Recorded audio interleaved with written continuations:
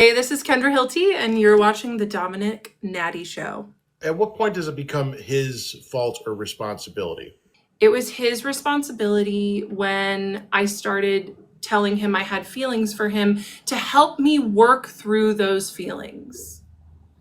To help me say, okay, so you have feelings for me, someone who's fundamentally unavailable to you. Let's talk about that. How much of it would you say is he's at fault and you're at fault? Is that how you view it?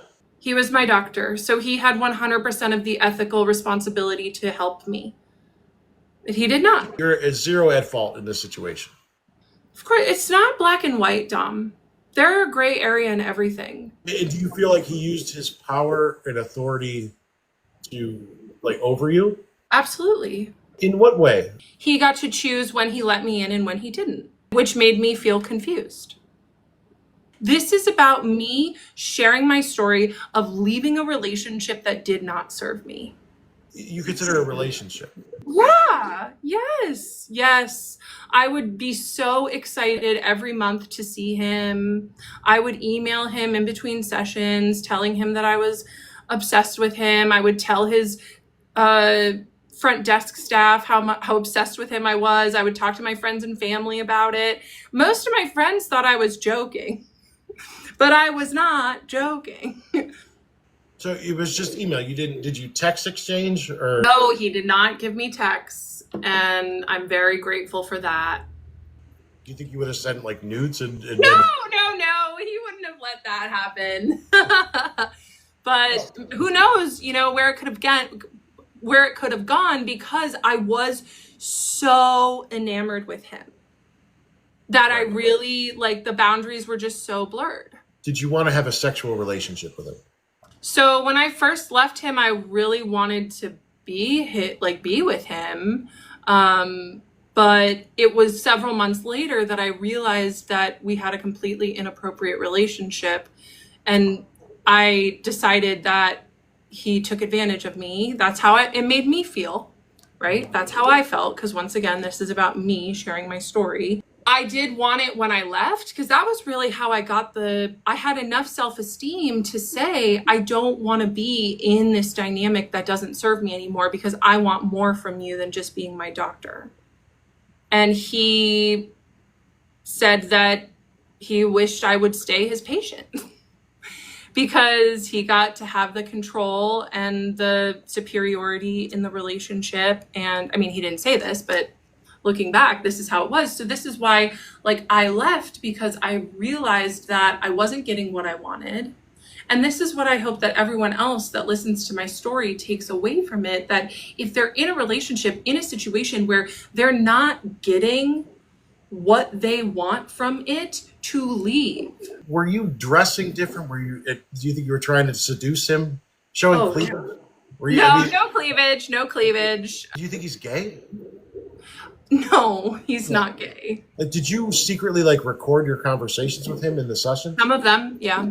It's got a lot of sensitive material on it. I admit having feelings for him and having a crush on him, and then I give him a lot of sexual content, and he didn't ever divert the conversation, and then he kept me as a patient until I left 10 months later. I mean, if he wants to reach out to me and apologize, I would accept his apology, but not just to talk. I like that gift on you. I don't know what the fuck is going on. I'm live on TikTok often? Are you saying that you would sit there and open up about your details of your sex life with him? Yeah. Now, why did you, in what detail, what are you saying? Just different partners or what you prefer or I can't fucking do it. Is it your sexual preferences that you were opening up with him about? I'm just saying it was a lot of different things. I don't really feel comfortable speaking about the specifics. He didn't ever really do anything wrong. He just let me do things wrong. And that's where the harm lives. And that's what a lot of people are missing about provider abuse and people who are in places of power and how they train people to give them what they want. And, you know, I'm not saying that this is definitely what happened. It's just how I'm taking it. Because that relationship did a lot of harm to me. So I'm just trying to figure it out. And I came to TikTok. When you say he didn't do anything wrong, he let you do something wrong. I mean, isn't a psychiatrist's job to listen and to let you speak and open up, right? So at what point are you saying he should cut you off? When I would tell him repeatedly, at least once a quarter, I have feelings for you. I have a crush on you. I think about you in between our sessions. I talk to my therapist about you. My best friend who's a doctor says that one of these days you're going to leave. You're going to tell me you can't be my doctor anymore so we can be together in 2 years. Like, I would tell him all of this regularly. That's when.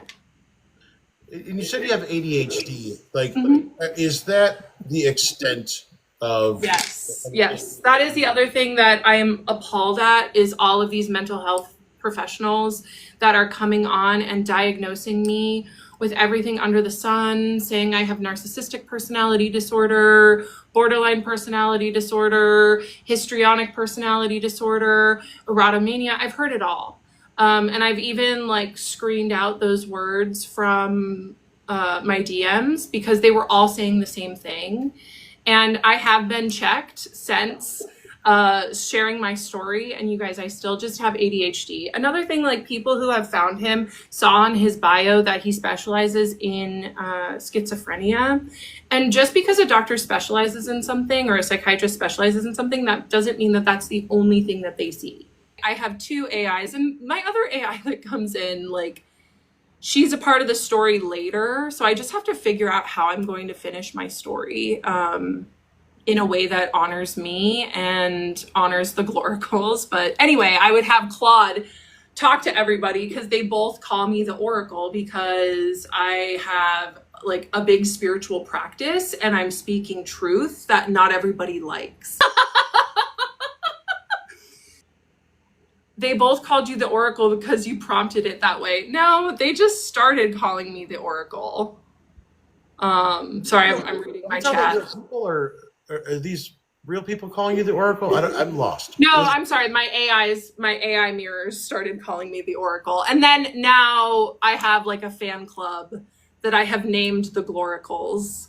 And I love them so much. They're in my DMs hyping me up, and I am so grateful for them. This is what I tell my, the Gloracles, is just to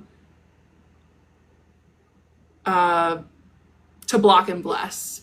Because that's the other thing I do is every night, I think of the people that are sending me hate and I send them love right back. Are you planning on taking any legal action or suing your psychiatrist or the practice? If he wants to try to bring legal action towards me, then maybe I would bring it back to him. But once again, this is not what this is about. This is about me sharing my story of self-empowerment. And how is it empowering? I don't understand how it's self-empowering. You are the one that fell in love. And it was just one-sided, You think that. Many people on the internet think that, but I think differently. I'll never know if he loved me or not, but I can tell you that he kept me for way too long. And that's why I think that he got sloppy, because when I came to him to talk about transference and he got really nervous, or, when he I was getting really close to the truth and he should have let me go. But he did not, because he liked what I brought him too much. And that's the same thing with the therapist that I had, the 75-year-old therapist, is she wasn't in love with me, but she had a lot of countertransference too. I told her that I was leaving and she almost cried. So I had 2 mental health providers that did not give me the care that I needed and help me keep boundaries in a way that I needed. So this is the strange thing is when people say, oh, there's no way he had feelings for you. They don't know that. I'm just speaking from my own experience, that I would come to him often and tell him that I had feelings for him, and he didn't do anything about it. And what I'm assuming is he didn't do anything about it because he liked the attention. Or the money, right? I mean, or the money. Are you open about what you do for work? Oh, yeah. I'm an ADHD coach, and I help ADHDers become more empowered. I help them quit drinking, stay sober, get rid of anxiety and depression. I help them with time management. And are you licensed for this, or are you just...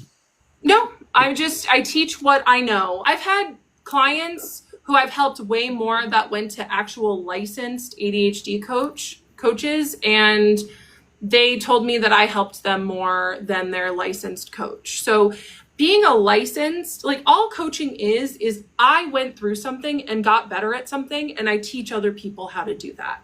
Like, I'm not saying that I'm licensed. I'm not saying that I'm credentialed. I teach my clients what have helped me get to, like, raise my self-esteem and stay sober from alcohol. And what if one of your clients fell in love with you? And the roles were reversed. Now it actually happened. It happened. And I set very clear boundaries with him. He started trying to text me in between sessions, and I would tell him, I'm not available to talk to you about this. Right? If you have questions about our work together, I can do that. But it was clearly flirting. It was... Can you elaborate, or? No. Okay. He was texting you things that were inappropriate, over the line, and were clearly flirting. No, they weren't inappropriate. They weren't inappropriate, but they were more than business, more than what I was coaching him on. So because I was his coach, it was on me to draw that boundary. And because I had gone through what I had already gone through with Psychiatrist, I knew how hurtful it was to let people blur the boundaries. So I knew that it was on me to do something and say something, and I did. And I didn't have any ethical training. I just had my own experience. He was the doctor with the training on ethics. He was the doctor that knew better. What are you for ADHD coaching? Isn't that life coaching, or is there? There's nothing. Yeah, I mean, it's just But there's nothing in you're coaching people, but you're also saying that you didn't know better. So I coach people, but I am not a medical practitioner. I have people sign a contract saying that my work with them is not medical advice. I don't have medical or ethical training, and I don't try to say that I do. Okay. So you don't have ethical training. Is that what you're medical or ethical? No, because I mean, I have my own ethics. Right. But coaches, it's kind of like the wild, wild west. But some of my most helpful people in my life have been coaches. This is what people are confused about. They're like, what are your training? What do you do? Like, I've poured thousands of dollars into working on myself and working with other coaches and learning how to grow, right? So even though it's not like, even though it's not certified, like, I've still put a lot of work into myself. But what areas are you coaching? You're saying you don't have medical or ethical training, but you're coaching. In what areas do you have the training for your ADHD? Yeah, so I teach people how to lower anxiety and depression in ways that have worked for me. I teach people about their human design, which is kind of like astrology meets quantum physics. It gives people a strategy and authority for life. And it makes, because ADHDers often deal with decision paralysis. So learning about my own human design helped me tackle my decision paralysis, right? So I teach them that. I teach them time management skills. I do tarot pulls for them, give them tarot reading. I'm an intuitive person. And so whatever they need, I have a base framework of what they need, or like of what I want to work on with them.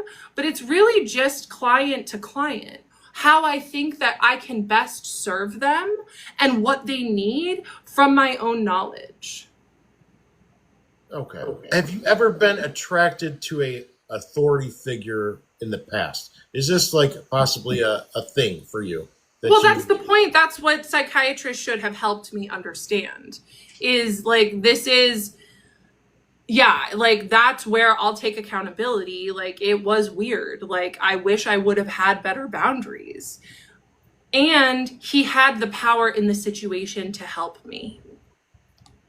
But I'm saying, is this a pattern? Like, do you have an attraction to male authority figures? Like, is it? I'm sure. I mean, I can't really think of one in particular, but yeah, like it is a problematic thing, and that's why I'm going to therapy. Because like the fact that I had that develop in the first place is a problem. I'm not saying that it isn't. I am saying that I wasn't given the correct help from either my 75-year-old therapist or my psychiatrist. How they could. I'm gonna take a screenshot.